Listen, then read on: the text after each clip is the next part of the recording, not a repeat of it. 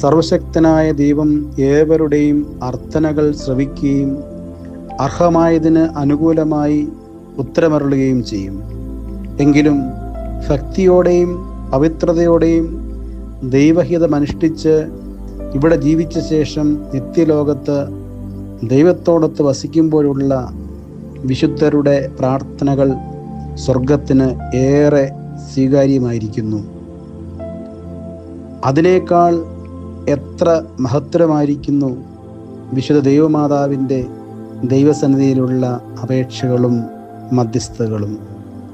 മാതാവിൻ്റെ പുത്രസന്നിധിയിലുള്ള അർത്ഥനകൾക്ക് ഉപേക്ഷ കൂടാതെ ദൈവപുത്രൻ ഉത്തരമരുളുമെന്നാണ് ഓരോ വിശ്വാസിയുടെയും ഉത്തമ വിശ്വാസം. വിശുദ്ധ കന്യകമറിയാം തൻ്റെ മക്കൾക്കു വേണ്ടി ഇപ്പോഴും എപ്പോഴും മരണസമയത്തും പ്രാർത്ഥിക്കുന്നു. അതുതന്നെയാണ് ആരെക്കാളുമധികം പരിശുദ്ധന്മാരുടെയും ശുദ്ധിമതികളുടെയും രാജ്ഞിയായ വിശുദ്ധ കന്യകമറിയാമിൻ്റെ മധ്യസ്ഥതയിൽ അഭയപ്പെടുവാൻ നമുക്ക് പ്രേരണ നൽകുന്നത്.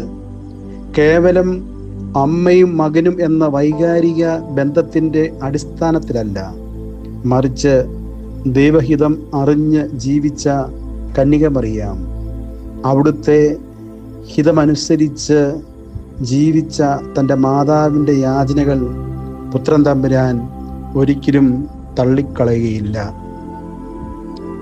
മാതാവേ, അവിടുത്തെ പുത്രൻ തമ്പുരാനോട് ഞങ്ങൾക്ക് വേണ്ടി അപേക്ഷിക്കണമേ. നമുക്ക് പ്രാർത്ഥിക്കാം. പരിശുദ്ധ കന്യകയായ മർത്തമറിയം മാതാവേ, നിന്റെ വാത്സല്യ പുത്രനോടുകൂടെ നീ ഞങ്ങളെ അനുഗ്രഹിക്കണമേ. പരിശുദ്ധ മാതാവേ, നിന്നോട് അപേക്ഷിക്കുന്ന ഞങ്ങളെ നീ മറന്നു കളയരുതേ. നിന്റെ ഏകപുത്രനായ മശിയ തമ്പുരാനോട് ഞങ്ങൾക്ക് വേണ്ടി അപേക്ഷിക്കണമേ. ആമീൻ.